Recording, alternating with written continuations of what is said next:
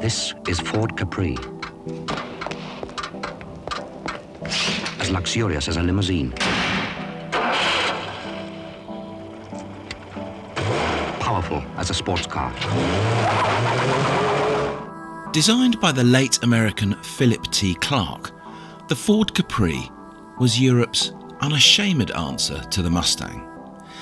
And according to Ford's own original advertising campaign, it was the car you always promised yourself. To celebrate the Capri's half-century, we're taking it on a road trip down memory lane.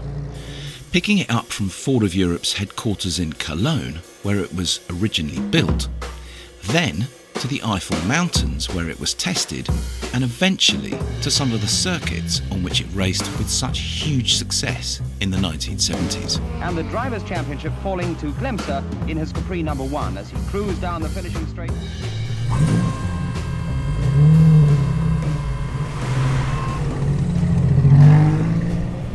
And the Capri I'm going to be driving to celebrate its 50th anniversary, well, it's a very special one indeed. Super rare one too.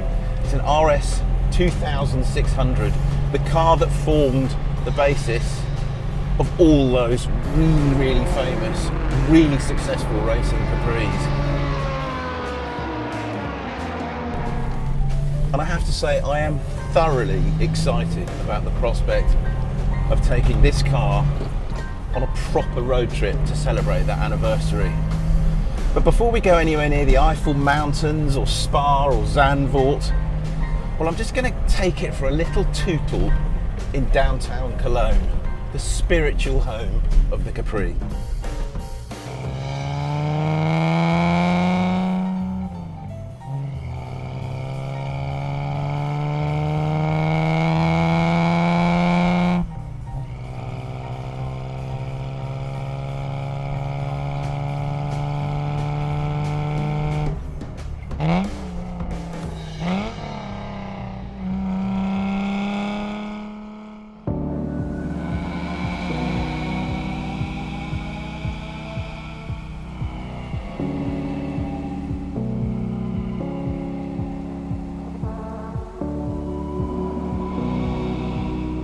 This is where Ford brought the Capri throughout its life to test it long before it went on sale, to make sure that it was just right. There were many other test locations, of course, but the Eiffel Mountains and the Nürburgring itself, which nestles within them, well, these were probably the new Capri's biggest challenge. Ford's thinking was that if the car drove well here, then it would drive well anywhere. And they were dead right, because although the Capri never represented the height of sophistication technically, it was one of those rare cars that somehow managed to over-deliver on the sum of its parts. Although the steering and suspension was based on far more humble Ford products like the Cortina and the Escort, it was way sharper than a Cortina, way sharper than an Escort. And that's because they fine-tuned it on roads just like these to be just that. Also, the arms out, bum down driving position was absolutely spot on back in the day, and even today it's perfect. It feels just right from behind the wheel, does the Capri. And the V6 engines, particularly the high compression 2.6 V6 engine of the RS 2600, they made it go like stink in 1972. And I tell you what, even in 2019, the RS 2600 still feels properly rapid.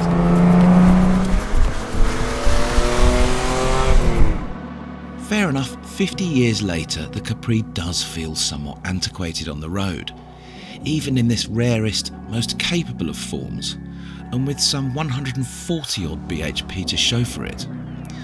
But the charm of the original car is still very much present in this car, even though it's 47 years old. I'm falling in love with this car, completely falling in love with it.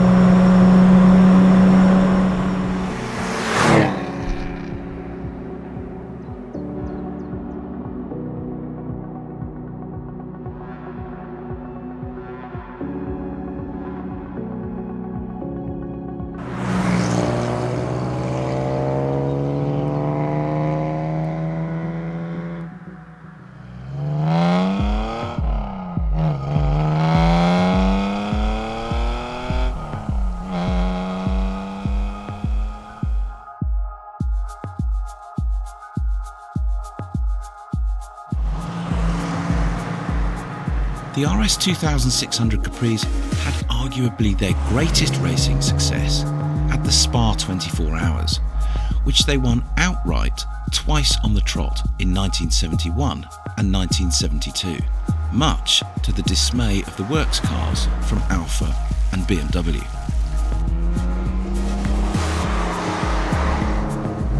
The Capris didn't just win the S.p.A 24 Hours, they absolutely blitzed it, and it was a fearsome bit of racetrack. It was, at the time, the fastest road racing circuit pretty much in the world, certainly in Europe. I'm not doing much twirling of the steering wheel because it's not totally straight everywhere. There's just the odd slight bend. The Master Kink here, for example, which was just an awesome bit of track. And it just goes on and on and on, right out into the Ardennes forest. And then eventually it rejoins the S.p.A that we know today. 14.1 kilometres the old circuit at S.p.A was. And the Capris went round there in 1972 in just a whisker over 4 minutes. So they were quick, properly quick. So after S.p.A, we pointed our Capri's long bonnet and its distinctive quartet of round headlights towards the coast of Holland and towards the amazing circuit of Zandvoort specifically. Why? Well, because on the 11th of August 1974, the Capri won one of its very last big European Touring Car Championship races there, with Jochen Mass and Ralf Stommelen fending off the competition from Porsche, Alfa and BMW in a car that by then was probably a bit beyond its best. So it seemed like a fitting place to go to and to drive at, and eventually to say goodbye to our 50-year-old friend. But not before I've had a few laps in the old girl around this frankly brilliant old circuit at Zandvoort, just to push it a bit harder than you ever could do on the road. And we are not talking about dynamic perfection here, not by any stretch of the imagination. But you cannot help but smile when you when you ever go in this thing on a track like this. I'm going to miss this old car when we finish this shoot and put it away. I really am.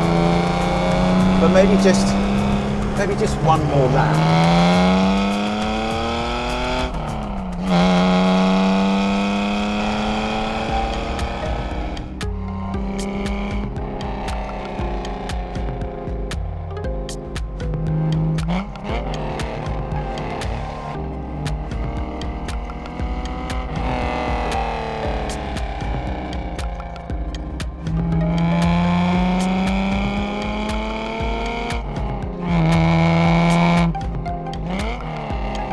Then, to be honest, the Ford Capri was never about how fast you could go in it, even though it was a highly successful racing car and, as a road car, was pretty much king of the hill in its day.